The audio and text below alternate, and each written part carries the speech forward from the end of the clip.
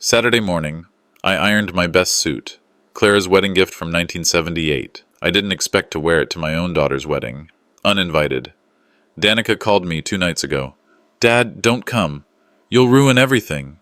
I hung up, walked to Clara's drawer, and took out the envelope she hid before she died. The real will. I didn't raise my voice. I raised a police escort, and I walked straight into the ceremony, handing that envelope to the officer, right in front of her groom. Robert turned pale. The guests gasped.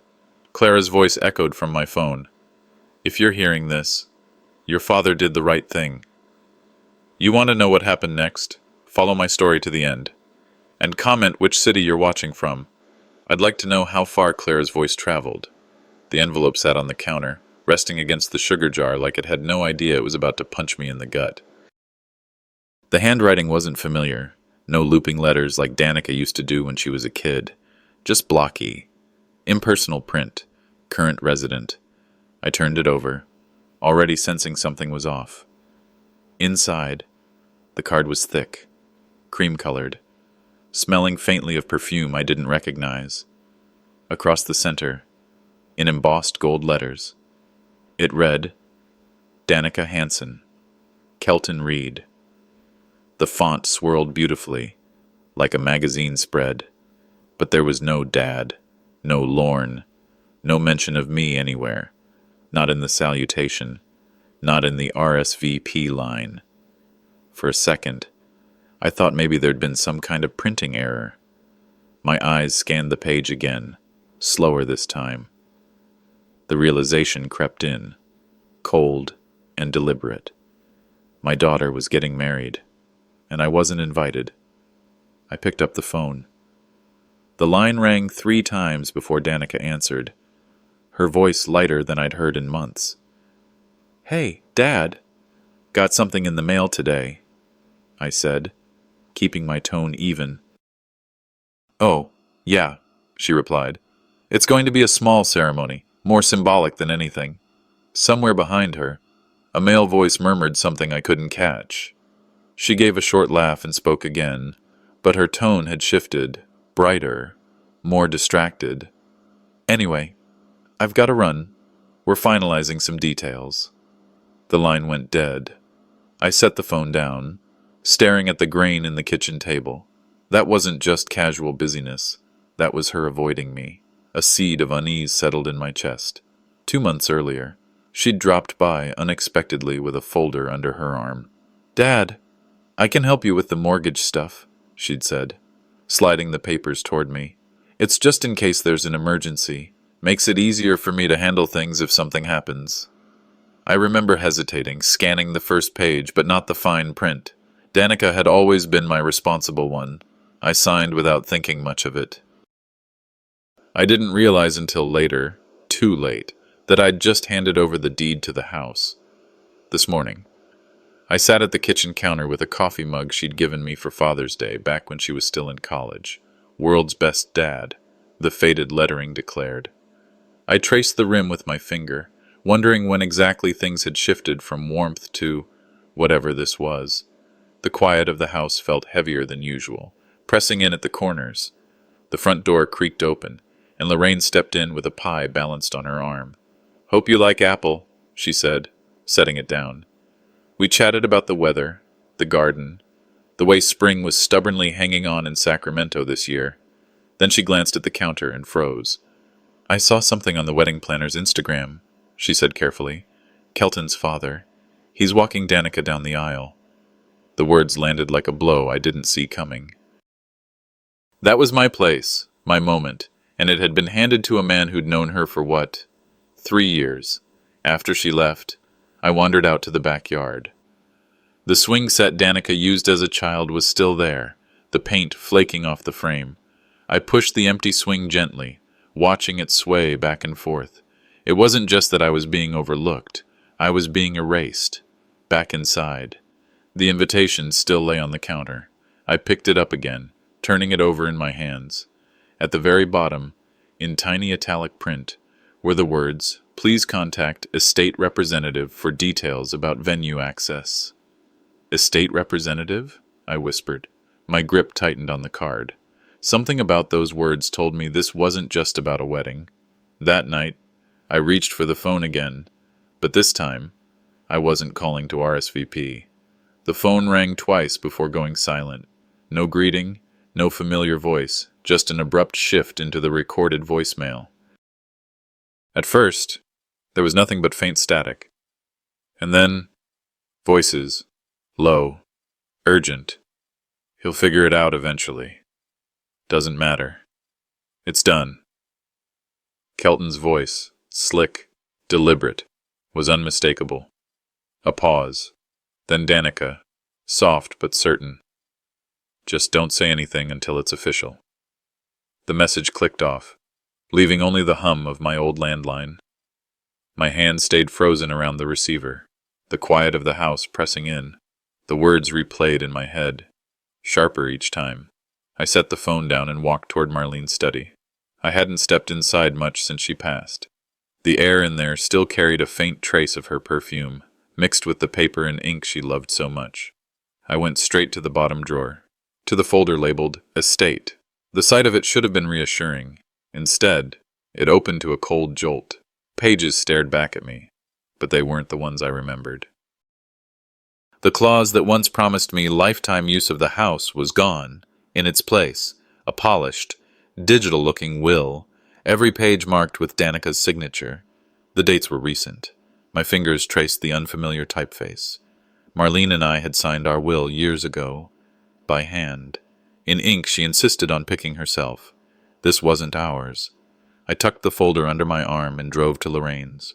She answered the door with her usual warm smile, but it faded quickly when I handed her the papers. This isn't what she intended. Lorne, she said after scanning a few lines. I typed the draft myself. I remember every word. She wanted you to stay in that house for the rest of your life. Her voice lowered, careful. Someone's been in here after she passed. You need to be smart. Don't tell Danica you've seen this. The weight of it all pressed heavier as I returned home. I tried logging into the mortgage account. Access denied. A call to the company confirmed the worst. Sorry, Mr. Hanson, you're not listed as the primary contact anymore. Not listed on my own home. That night, the dining table felt larger than it had in years. I warmed up soup I barely tasted, the sound of the spoon tapping the bowl echoing in the empty room. I played the voicemail again, listening to the measured tones of my daughter and her fiancé. Kelton's talk of investments suddenly sounded like coded threats. Danica's warmth, lately, had felt rehearsed. The sun was just dipping below the rooftops when I stepped out onto the porch. The air was cool, carrying the scent of freshly cut grass from a neighbor's yard. You give your life to people, I murmured, and one day they treat it like paperwork. I went back inside, locked the study door, and opened the drawer of Marlene's old desk. Underneath a stack of neatly folded stationery was an envelope I'd never noticed before. On the front, in her unmistakable handwriting, for Lorne. Only if things go wrong. My thumb hovered over the seal. Breath held. The envelope felt heavier than paper had any right to be. It had sat in Marlene's drawer for years, untouched, waiting. The neat cursive across the front, for Lorne, only if things go wrong, pulled at my gut. My thumb slipped under the flap, and for a second I almost wished I could put it back. Pretend nothing had changed, but I didn't. The letter was longer than I expected. No sweet opening, no gentle reminiscence. Her words came clipped, deliberate. Lorne, if you're reading this, something has gone wrong. I could almost hear her voice, lower than usual. The way she spoke when she didn't want Danica to overhear. She wrote about moments I hadn't noticed then, Danica lingering in the kitchen, asking about who controlled the estate, offering to simplify our accounts. She asked me to name her sole executor. I said no. Marlene had brushed it off at the time, but here she admitted it unsettled her. She worried about my trusting nature, my habit of signing papers without question. Halfway down the page, her handwriting shifted, slanting harder. If anything happens to me, Go to the joint safe deposit box at Goldridge Bank. The second copy of the will is there, the one we signed together, untouched. Do not rely on the documents at home. I set the letter down and leaned back. My chest felt tight, but not from grief alone. She had seen this coming. Months before her last hospital stay, she had planned for it, and I had been blind. A memory pushed forward. Marlene insisting we keep that second will locked away. I'd laughed, saying it was overkill. She'd just smiled and said, "Humor me." I never questioned it again. Now I understood. That box might be the only thing standing between me and losing everything. Sleep was impossible that night. By dawn, I was driving toward Goldridge, rehearsing what I'd say to the bank manager. The streets were quiet, the kind of morning light that makes everything feel cleaner than it is. I clung to that hope, that the box was untouched, waiting for me. Inside the bank, the air was cool, almost too still. A young man at the counter took my ID, typed something into his screen, then glanced up. "Do you have the original key for the safe deposit box, Mr. Hansen?" The question punched the air from my lungs. The key, a small brass thing with a red tag, had always been in my desk drawer. I pictured the drawer now, empty. I remembered handing it to Danica years ago when she said she wanted to help organize documents after Marlene's funeral. "No," I said slowly. "I don't." The clerk offered a polite smile, the kind that meant this conversation is over. Without the key, I was locked out of my own protection plan. The drive home was longer, heavier. Anger simmered, but it wasn't wild. It was sharp, directed. This wasn't just about papers or property. This was about trust, about truth. I called Lorraine as soon as I walked in. "You were right," I told her. "She's hiding more than I feared." There was a pause before Lorraine spoke. "Lorne, do you remember Raymond, old family friend, retired notary? He might still have records from when he notarized your first will." I wrote his name down, the pen biting into the paper, a lead, a witness, proof that Marlene's words weren't just a memory. That night, I sat at the kitchen table, Marlene's letter beside me. My phone buzzed. An unknown number. "Don't open what doesn't belong to you." The message glowed on the screen, cold and anonymous. My eyes drifted to Marlene's empty chair across the table. "Too late," I whispered. I already did. The hallway outside Raymond's apartment smelled faintly of coffee and floor wax. I'd been leaning on the handrail for almost 10 minutes before his door finally swung open. Raymond's eyes widened at the sight of me, then softened into a look of surprise. "Lorne," he said, voice creaky but warm. "Been a long time." I nodded. "Too long. Mind if I come in?" He stepped aside, and I followed him into a modest living room with floral curtains and a recliner that had seen better days. We'd once spent countless weekends fishing together, back when Marlene was alive. Now, age and silence had eroded that connection. I didn't bother with small talk. "Did you ever notarize a will for Marlene without telling me?" Raymond's hand froze halfway to the coffee pot. For a moment, I thought he might deny it. Instead, his shoulders sagged, and he set the pot down. "Marlene asked me not to say anything. She was scared," he admitted, the words heavy. "She came with Danica about 6 months before she passed. She didn't say much." "Danica did all the talking. I thought maybe it was a surprise for you, something good. I see now I was wrong." I felt the weight of his confession settle into my chest. "She looked uncomfortable?" I asked. "Like she was there under protest," Raymond said quietly. "I should have called you. God help me. I wish I had." He disappeared into the back room and returned with a thick leather-bound book. "My notary log. I never throw these out." He flipped to a page dated February 14th. There it was. Marlene's name, Danica's co-signature, type of document, amended estate document, no copy attached, just the record of their visit. It was enough to confirm that something had been changed. "There's more," Raymond said, rummaging in a drawer. He pulled out a small photo, edges curling. "For my records. Never filed it. Didn't seem important at the time." In the picture, Marlene sat stiffly in a chair, her eyes darting away from the camera. Danica stood beside her, holding a bright red folder. My pulse quickened. I knew that folder. It used to sit in my desk, stuffed with blank will forms we'd kept just in case. Raymond placed a hand on my shoulder. I'm sorry, Lorne. I should have done better. I left his apartment feeling both grateful for his honesty and sick with fury. At home, I tore through drawers until I found an old post-it note stuck to the bottom of one. Marlene's handwriting, loopy and familiar. If anything feels wrong, follow the red trail. We'd used that phrase years ago. A private joke when we needed to track down missing bills or forgotten paperwork. Now it felt like a warning sent across time. I grabbed the letter from Marlene, the photo, and my notes from Raymond. When I called Lorraine, my voice was steady, but my hands shook.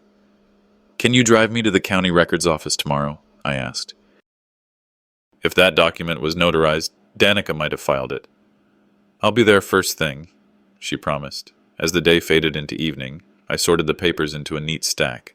This wasn't just about finding the truth anymore. It was about defending what Marlene and I had built together. The front door creaked open. Footsteps echoed in the hall.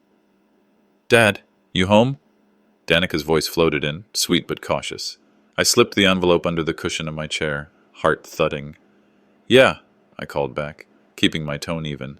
Let's talk. She walked in, holding 2 coffee cups. Her smile was practiced, but in her eyes, I saw something else. Guilt, dressed up as charm. The rain hadn't let up since last night, drumming steadily against the windows. I'd barely slept. The words from that text still echoing in my head. Stop digging, old man.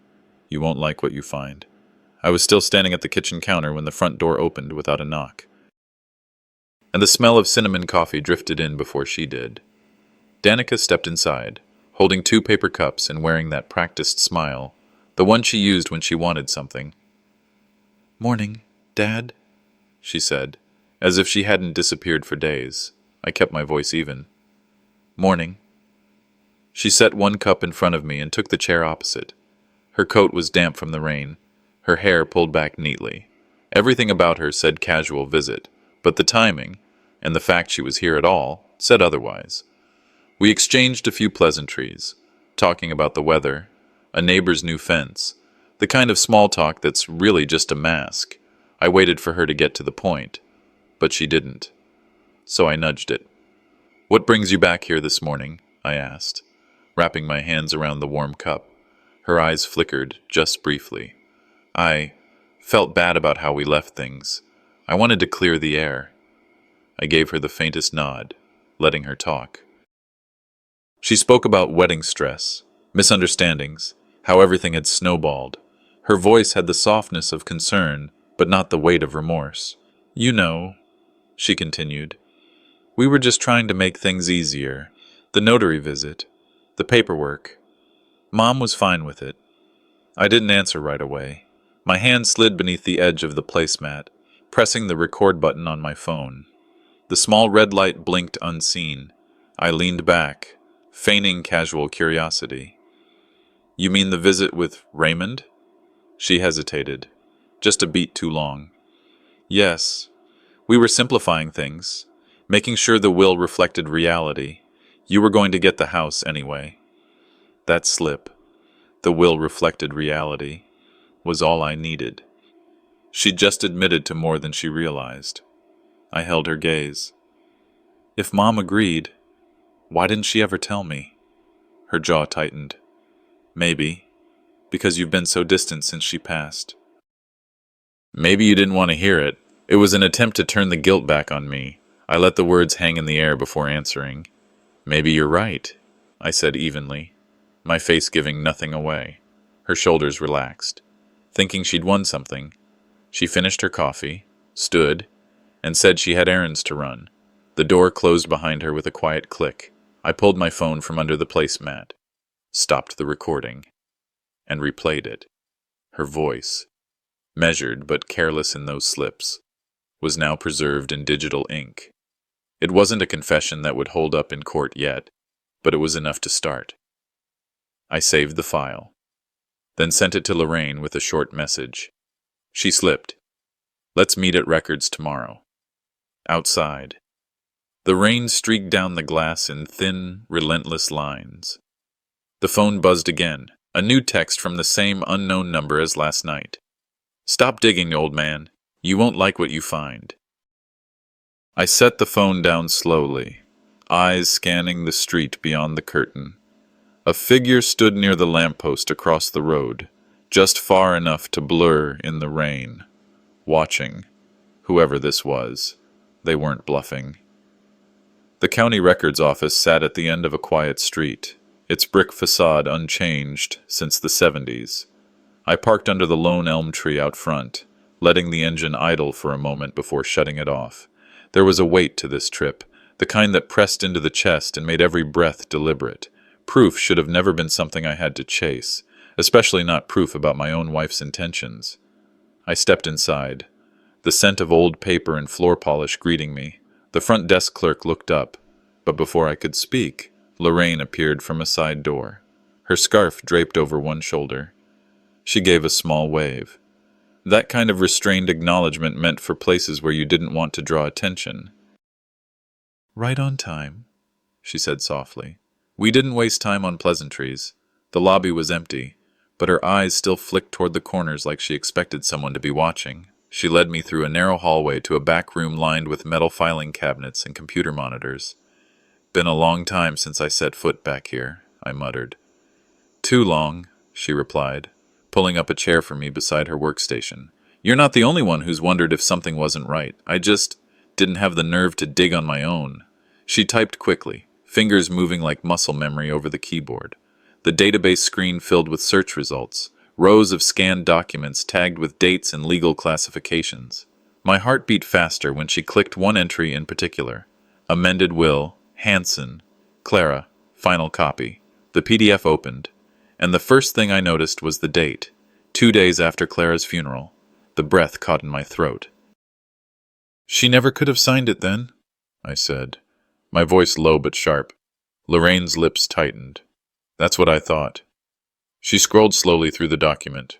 The signature at the bottom was shaky, almost hesitant, and when I compared it in my mind to the strong, deliberate loops of her handwriting in the original, the difference was glaring.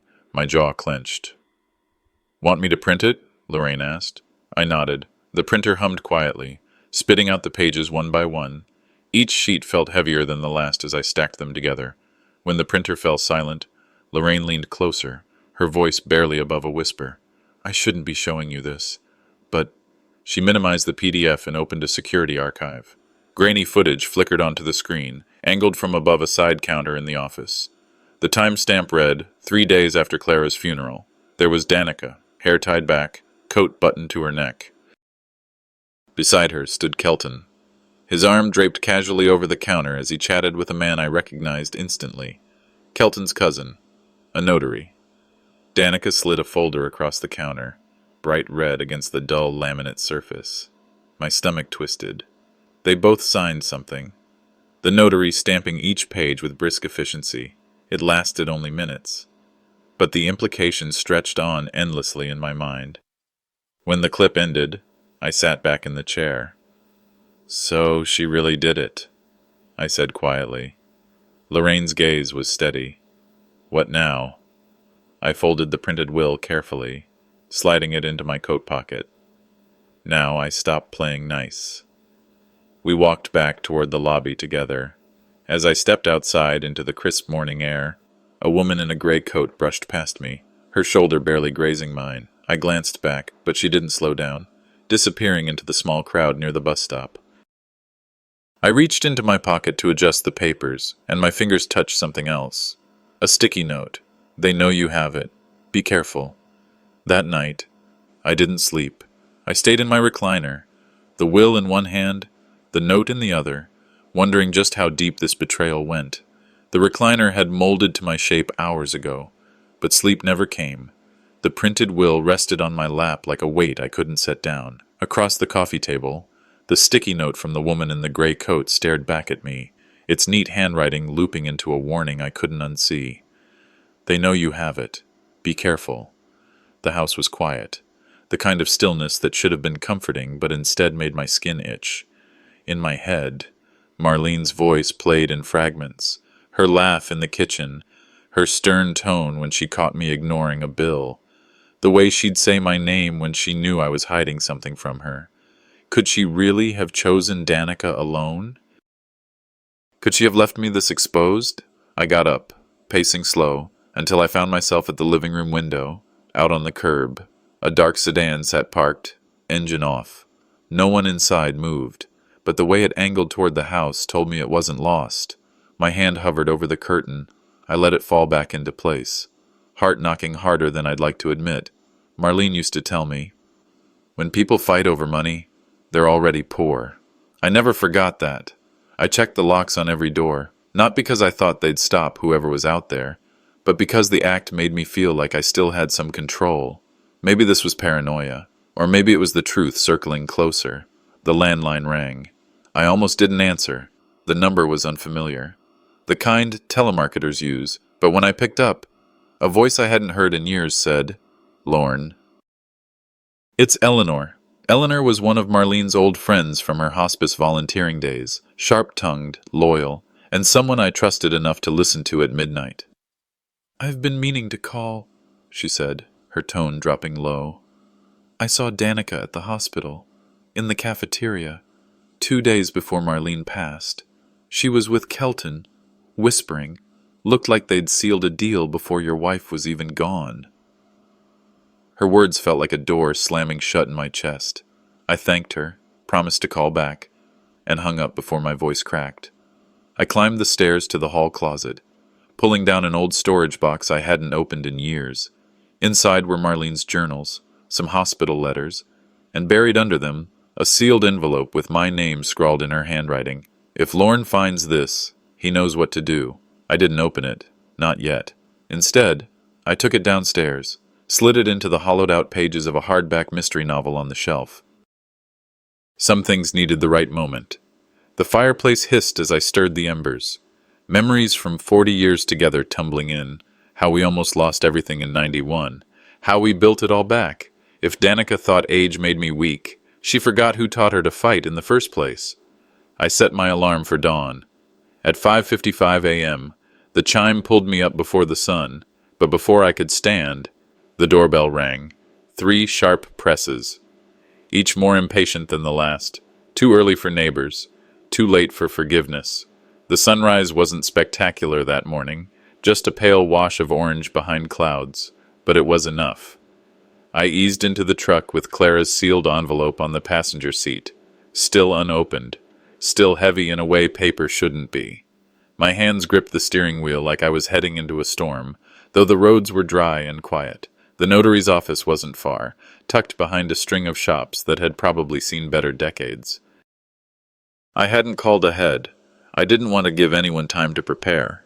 If Clara's signature was fake, someone had to be accountable, and today I was done tiptoeing. Miss Delacruz was a small woman with silver hair twisted into a bun and glasses that didn't hide the sharpness in her gaze. When I explained why I was there, she didn't blink, just asked me to wait while she pulled her notary records from storage. 10 minutes later, she returned with a binder and a frown. "Mr. Hanson, I never notarized any document for your wife after 2018, she said, laying open the logbook. "There's nothing under February or March of this year. No entry under her name at all." She paused, then tilted the paper I handed her, Clara's so-called amended will. "This stamp," she murmured, tapping the bottom corner. "That's my seal. But I didn't authorize this. Look closely. The 2 in my ID code is off alignment." "This is a counterfeit." I felt a mix of cold and relief wash through me. I wasn't crazy. I wasn't chasing shadows. "Can I take a photo of that seal?" I asked. She nodded. "And you should report this. If someone's forging notary seals, that's not a family dispute anymore. That's a felony."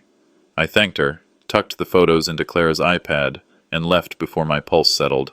I didn't know where Robert was at the moment, but I was betting he had a cousin or friend with access to official tools. Someone had helped Danica rewrite history, and now I had proof. The county courthouse felt bigger than I remembered. A newer wing had been added since Clara and I signed our original will, but the lobby smelled the same: old paper, pine cleaner, and tension. At the records desk, I asked to view the estate filings for Clara Hanson. The young clerk looked wary and called someone from the back. A few moments later, an older man with a cane appeared. "You're Lorne?" he asked quietly. I nodded. "Come with me." He led me into a side room, past rows of filing cabinets. "I'm not supposed to say this, but I recognized your name," he said, pulling a box from a shelf. "The amended document uploaded after your wife passed. It had metadata issues. Timestamps didn't align." He placed a microfilm reader in front of me. "But we still have backups." I leaned in as he loaded the reel. The screen flickered, and then there it was. Clara's original will, clear as day, dated 6 months before her death. Her signature flowed across the page like always. No extra names, no revisions, no Danica as sole executor, just me. I didn't cry, not even then, but something inside unclenched. Clara hadn't turned against me, not really. She hadn't chosen Danica over us. Someone had made that decision for her, after she was gone. At lunch, I sat alone at Betty's diner with a tuna melt I didn't touch. Clara's real signature looked nothing like the crooked one on the forged version. Her name always had a loop in the C. The fake looked like someone traced it through a sheet of glass. I compared both versions on the booth table, flipping between the real and the forgery. My phone buzzed. Eleanor. "I'll testify," she said before I could say hello. "Whatever you need." Clara told me once, "If Lorne ever doubts me, it's because someone lied to him." I jotted a note on a napkin. Notary seal fake. Original will overwritten. Intentional deception. Timeline proves posthumous tampering. Felony charges possible. I folded everything and drove home without music. Windows cracked open for the breeze. Once inside, I locked every door, even the back gate. I placed all the documents, the real will, the photos, the notary statement, into the fireproof lockbox Clara used to keep recipes in. It felt almost poetic. Then I picked up the phone and called Officer Mitchell. He used to volunteer with Clara at the community food drive back before he made detective. He answered on the second ring. "Hanson? I've got something for you," I said. After a pause, he asked, "You're sure it's real?" "As real as it gets." "Bring everything," he said. "And if you're right, this won't just be about the wedding anymore." The envelope from Clara still sat on my desk, unopened since Chapter 7. I finally peeled it open. A handwritten note, soft with age. "If Danica reads this, tell her I forgive her. But if you find it, protect what we built." I closed my eyes. Her words felt like a quiet blessing and a directive. Just as I folded the letter back into its sleeve, there was a knock at the door. It wasn't Mitchell. I opened it to find Robert. He didn't smile. The knock at the door wasn't a surprise anymore. By this point, I'd grown used to the rhythm. Quiet. Then sudden. What surprised me was who stood behind it, not Officer Mitchell. It was Robert. He held a bottle of red wine like we were about to reminisce over old memories instead of standing on opposite sides of something rotten. I didn't say anything at first, just opened the door wide enough for him to walk through. He did, with that same overconfident grin I'd seen a dozen times, the kind of smile that always seemed a little too practiced. "Thought I'd drop by," he said. "Danica said you've been under the weather lately." He glanced around like he owned the place. I nodded toward the living room. "Come on in. Kitchen's clean. Living room's quieter." He stepped inside, oblivious, or pretending to be.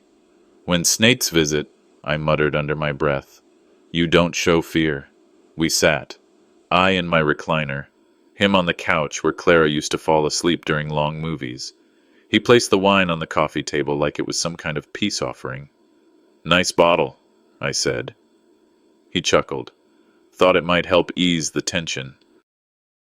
"Weddings are stressful, especially when the father of the bride doesn't know he's not invited," I said, voice even. He held up his hands. "Miscommunication. You know how these things go." I didn't respond, just leaned over and set a mug of lukewarm coffee in front of him. Then, slowly, carefully, slid my phone under the placemat and hit record. His eyes scanned the room. "So, Clara's will. You read it yet? I sipped my coffee, watching the steam twist in the air. Haven't had the heart, I said. Too many memories attached to her handwriting. He nodded sympathetically. Or what passed for it. Danica's been going through a lot, he said. She really tried to do right by Clara's wishes. Everything was by the book. That so? Yeah, I mean, sure, we had to modernize a few things, like get digital. Paper gets lost, you know? I let him talk. That's the thing about people like Robert. They think silence is weakness. But sometimes, silence is a rope. The longer you give them, the tighter they hang themselves. We just used some of Clara's old documents and updated them. Nothing shady, just modern logistics. He leaned back like he was relaxing into his lie. Then, it happened. It was just some ink and a scanner, he said. Too casual. Hell, Clara's signature wasn't hard to copy. I didn't blink, didn't flinch, just held his gaze across the room. You mean, you copied her signature? His smile faltered. I mean, not exactly, just digital facsimile. Legal gray areas. You forged her name, I said. Not a question. He straightened up. Don't twist this, we were honoring her intentions. You sat at this table. Robert, I said, rising from my chair. My Clara fed you like a son. You smiled at her while she was dying and plotted this behind her back? That's not fair, he snapped. No, it's not, I said. But fair left the house when you stole from a dead woman, he stood, wine forgotten. You're making a mistake, Lorne. You go public with this. You'll tear the family apart. The family didn't need help from me, I said quietly.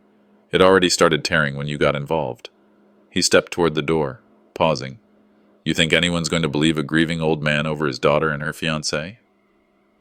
I think people believe audio recordings. His eyes widened. Just slightly. I didn't smile. I didn't need to. You'll want to leave now, I said, and lawyer up.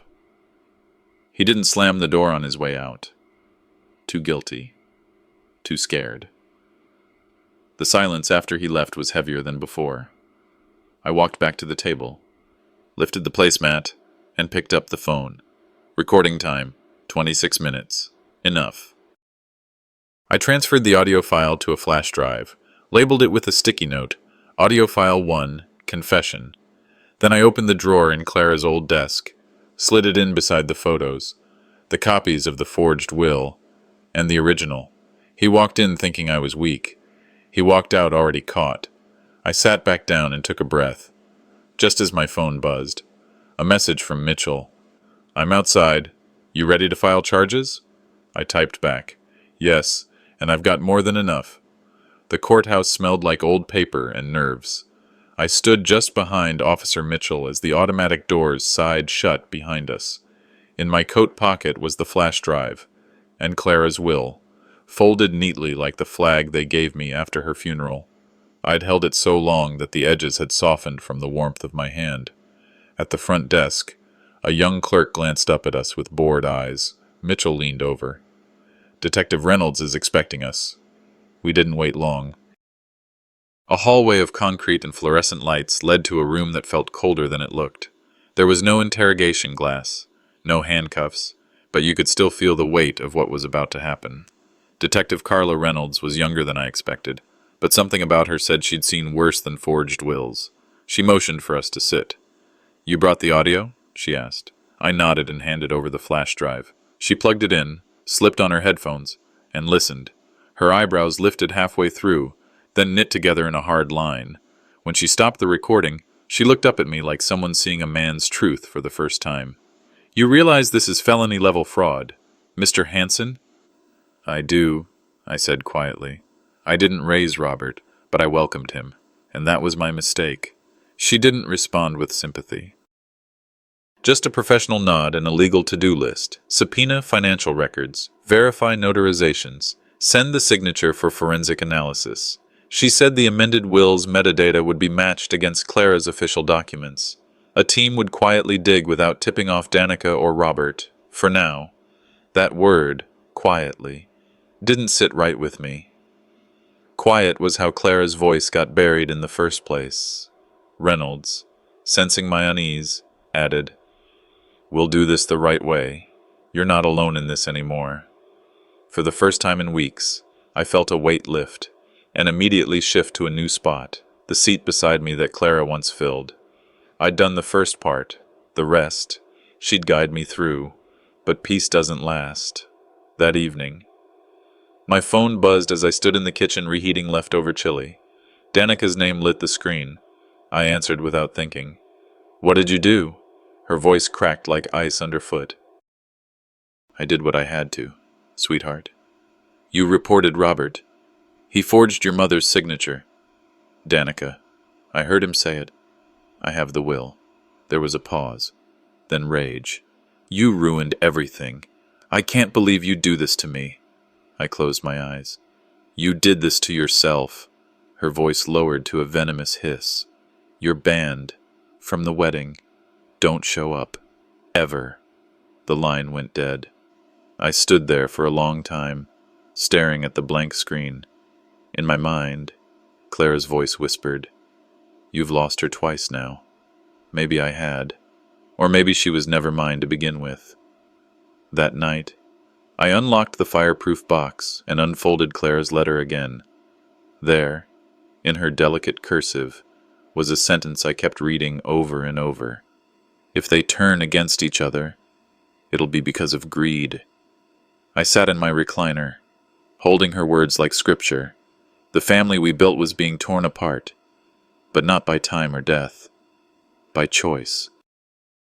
She wouldn't have wanted this, but she wouldn't have stood by either, and neither would I. I picked up the phone again. Officer Mitchell answered on the first ring. "I need to ask you something," I said. "Go ahead. If she bans me from the wedding, can I still show up? With a will?" "You can," he said. "And if what you're carrying is legally binding, she won't be the only one shocked. Then I need you with me." A pause. Then, "I'll be there." I thanked him, hung up, and walked to the hall closet. I pulled out the suit I hadn't worn since Clara's funeral, charcoal gray, still smelling faintly of cedar and mothballs. I pressed the jacket flat on the bed, slipped Clara's letter into the inner pocket, and buttoned it closed. This time, she'd walk with me. As I turned off the bedroom light, I caught my reflection in the hallway mirror.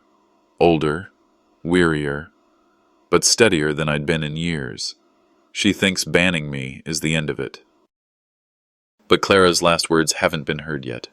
I whispered to the dark, "I'll see you at the altar, sweetie, whether you like it or not." The suit I wore felt heavier than it should have.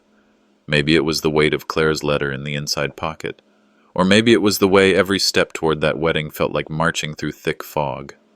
Officer Mitchell walked beside me in silence, his badge tucked discreetly inside his jacket. The garden venue had been decorated with blush roses and silk drapes, soft, romantic. But the truth I carried with me wasn't soft, and it sure wasn't romantic. Danica spotted me before I even reached the first row of chairs. Her smile dropped. She was halfway down the aisle rehearsing a pose with the photographer when she froze, bouquet dangling from her hand. "I told you not to come," she hissed, her voice sharp even at a distance. I looked her in the eye. "You told me not to be a father." "But I still am." Mitchell didn't say a word, just stood like a shadow behind me, present but calm. A few guests turned to look. I caught the eye of Kelton's mother, tight-lipped, scanning Mitchell like she suspected something was wrong but didn't dare ask. The officiant cleared his throat and signaled for music. The small string quartet started playing again, trying to smooth over the interruption, but I wasn't here to be smoothed over. I stepped forward, onto the grass aisle, and raised my voice just enough to cut through the ceremony hum.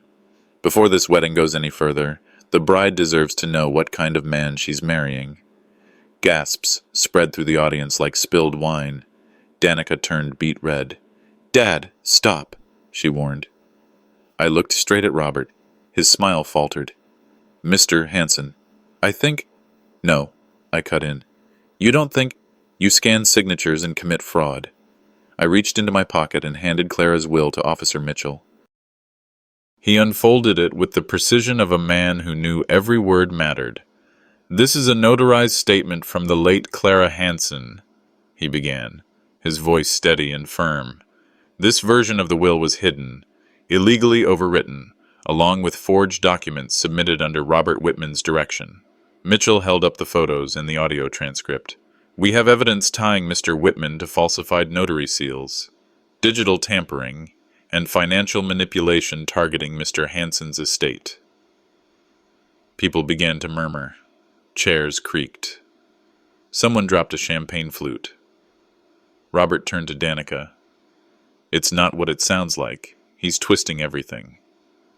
Danica looked from me to Robert, her mascara already smudging. "Is it true?" she asked him. He didn't answer. Mitchell signaled to the officer stationed near the garden gate. Within seconds, a second officer stepped in and blocked Robert's path. Robert spun, trying to move past him. "This is a private event," Mitchell said. "So is federal fraud. You'll want to speak to your lawyer." A hush fell over the guests, and then I hit play on my phone. Clara's voice came through the speaker, clear and unmistakable. "If you're hearing this, Danica, it means your father did the right thing. You may not understand now, but one day, you will. Love doesn't lie, and legacies should never be stolen." Danica stumbled backward into a white chair, bouquet forgotten at her feet. "You ruined everything," she sobbed. I looked at her for a long time. She looked so much like Clara in that moment, eyes filled with grief and fury, confused by consequences she had helped set in motion. "No," I said quietly. "I protected your mother's name. That's everything." Guests began to leave. Quietly, respectfully. The officiant stepped away. Kelton's family hovered near the dessert table like they weren't sure if the cake still counted. The wedding was over. I stood alone at the front, near the altar. The breeze picked up, carrying petals across the lawn like the day was trying to carry on without us. I walked over to one of the empty chairs in the front row and gently placed Clara's will on the seat. "It was never about the wedding," I murmured. "It was about the truth, and truth doesn't need an invitation." Mitchell touched my elbow. "You ready?" I nodded. We turned to walk back down the aisle. He paused for a moment and said, "You did the right thing. Most people wouldn't." I didn't answer right away, just stared at the rows of overturned chairs, the broken centerpieces, and the guests walking away without music or confetti. "I made Clara a promise," I said at last, "even if it cost me everything else." Back in the car, my phone buzzed in my pocket. One missed call from a number I didn't recognize. A voicemail. I tapped it open. "Mr. Hanson, this is Detective Reynolds. We've uncovered something in Robert's past you'll want to hear. Please call me as soon as possible." My thumb hovered over the dial. I sat on the bench Clara used to love, the one by the lake where the ducks still waddled toward whoever had crumbs. I didn't bring any today, just the envelope she left behind, and the silence. It had been a week since the wedding that never was, a week since Danica's voice cracked with rage, a week since she hung up and never called back. "I did what you asked, Clara," I whispered. "I protected the truth, but the silence hurts more than the lies ever did." The breeze carried the smell of summer grass and distant water lilies. I closed my eyes, imagined her beside me, cardigan folded in her lap, the way she always did when she had something serious to say. If she were here, she wouldn't be angry. She'd just hold my hand and nod, and maybe that was enough. The courthouse was smaller than I remembered. Brick walls, old wooden benches, and the scent of paper aged by sun and time. I walked in slowly, envelope in hand, suit jacket pressed. I wasn't alone. Elijah sat in the back row. I hadn't seen him in years. Taller now, leaner, with Clara's eyes and my father's jaw. He didn't wave, but he didn't look away either. That was something. Danica wasn't there. Robert, as far as I knew, was still talking to his lawyer and trying to pretend it was all a misunderstanding. The judge entered, calm, unreadable. "This is the formal reading of the final will and testament of Clara Hanson," she said. Then came her voice, again. "If you're hearing this," Clara began, "it means my original will was challenged. Likely by my daughter. Gasps rippled. Elijah sat straighter. I clenched my hands. I loved Danica, Clara continued, but she pressured me. She wanted to be the sole executor. She asked me to change everything. For a moment, I almost did. Her voice shook, not from weakness, but from pain. I revoked that version privately. This is my true will. She left the house, and the investment accounts, to Elijah, to the one grandson who never asked for anything, only offered help. She left the remainder, including the vacation property and remaining funds, to the Rosebridge Foundation, where she volunteered helping women in recovery. I want my legacy to heal, not divide. If this hurts, I'm sorry, but the truth matters more than comfort. The room was silent. Elijah's eyes were glassy. I looked down at my hands, the veins, the worn skin. Clara had done it. She'd taken the final word, and she used it to set things right. Outside, Elijah stood awkwardly near the stairs. He caught my eye, walked forward. I always thought you hated me, he said. I didn't, I replied. I was just grieving in the wrong direction. His lip trembled, then he nodded. So, what now? We fix the porch, repaint the shutters, plant her favorite tree again. He laughed, a little choked. She'd like that. I clapped his shoulder gently. She'd love that. 1 week later, we stood in the front yard with a young maple sapling in our hands. We planted it where the old one had died, the one Clara used to sit under, reading with lemonade. Next to it, we placed a small brass plaque. I had it custom made. This home was built with sacrifice, truth, and love. Let no one inherit it with lies. Elijah painted the front porch. Clara's way, slow strokes, careful attention. I watched from the steps, coffee in hand. The sun warmed my shoulders. For once, it didn't feel like weight in my head. Clara's voice spoke. Family isn't about blood. It's about who shows up. When truth costs more than comfort. I nodded, and as the paint dried and the leaves rustled in the breeze, I pulled out my phone. One last message waiting. It was from the court clerk, voice low but urgent. Mr. Hanson? We just uncovered something in Robert's financial history. You'll want to see this. It changes everything. I looked toward the house, then toward the tree. Clara, they tried to silence your will, I whispered. But now, the world hears you louder than ever.